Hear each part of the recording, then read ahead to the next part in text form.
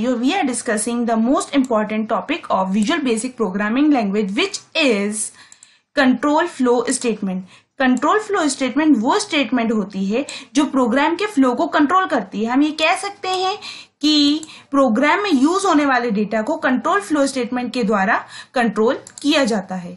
Control flow statement basically दो अलग अलग तरह की होती है. Number 1 conditional statement and the number 2 is looping statement. Conditional statement वो स्टेटमेंट होती है जो प्रोग्राम में कंडीशन के हिसाब से स्टेटमेंट को कंट्रोल करती है. इन शॉर्ट हम ये कह सकते हैं कि यूजर जब कोई वैल्यू देता है तब कंडीशनल स्टेटमेंट यूजर द्वारा दी गई वैल्यू को अलग अलग कंडीशन के हिसाब से चेक करती है और साथ में उस वैल्यू, यदि वो जो दी गई वैल्यू है वो कंडीशन ट्रू होती है तो उसके अकॉर्डिंग हमें स्टेटमेंट को दिखाती है. Conditional statement are also of 3 different type. One is if then else statement, number 2 if then else if statement and the number 3 is select case. if then else statement वो statement होती है जिसे single condition statement भी बोला जाता है.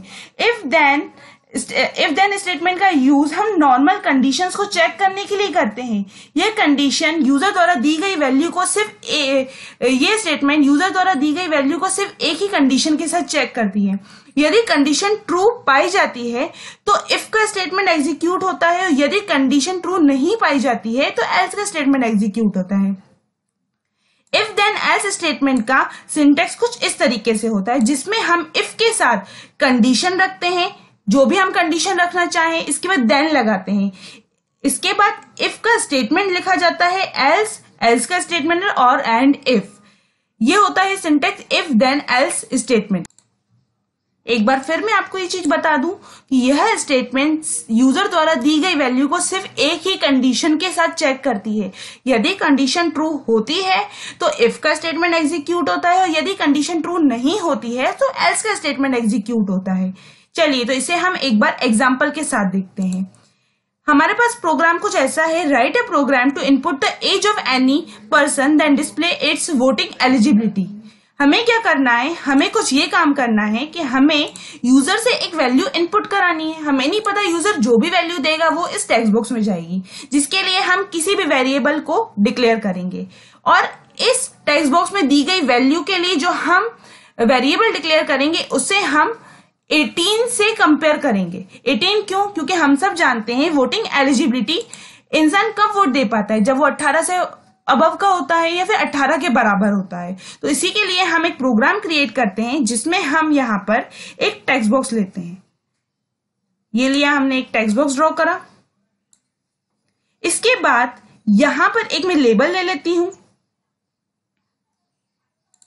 ये label draw कर दिया. लेबल पे राइट क्लिक करके मैं इसकी गई प्रॉपर्टीज में यहां पर मैंने डाल दिया enter the age of any person.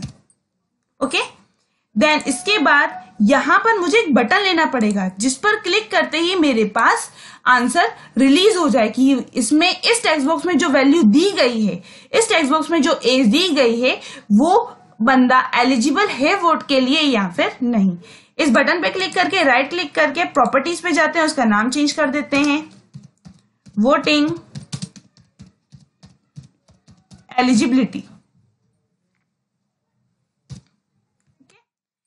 अब हमें क्या करना है, हम चाहते हैं कि बटन पे क्लिक करते ही हमारे पास आउटपुट आंसर रिलीज हो. तो हमें ये बात समझाने की से पड़ेगी.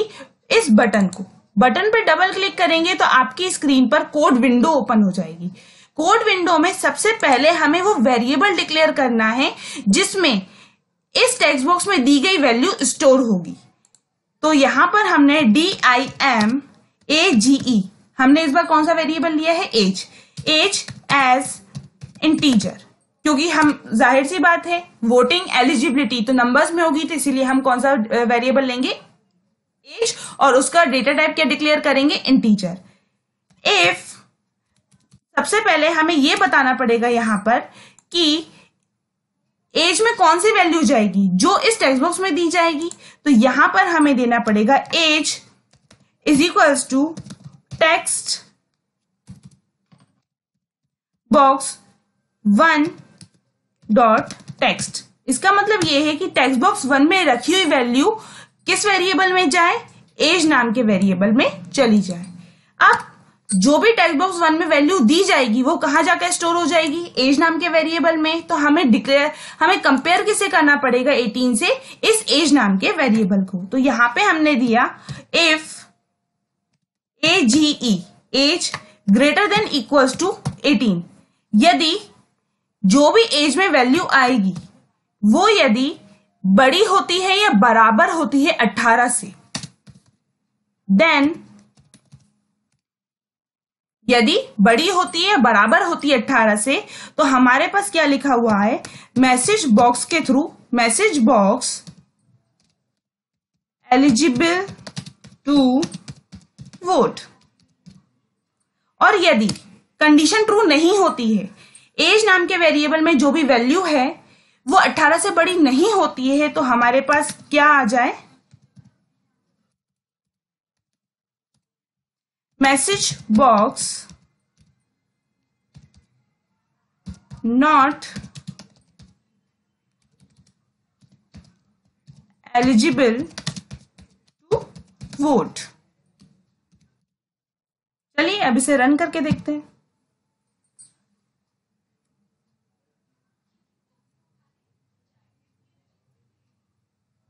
F5 से जब हम इसे रन करेंगे तो हमारी स्क्रीन पर एक रन विंडो आ जाएगी। Enter the age of any person, हमें इस टेक्स्ट बॉक्स में क्या एंटर करना है, एज हो सकता है यूजर 18 से बड़ा हो, मतलब 25।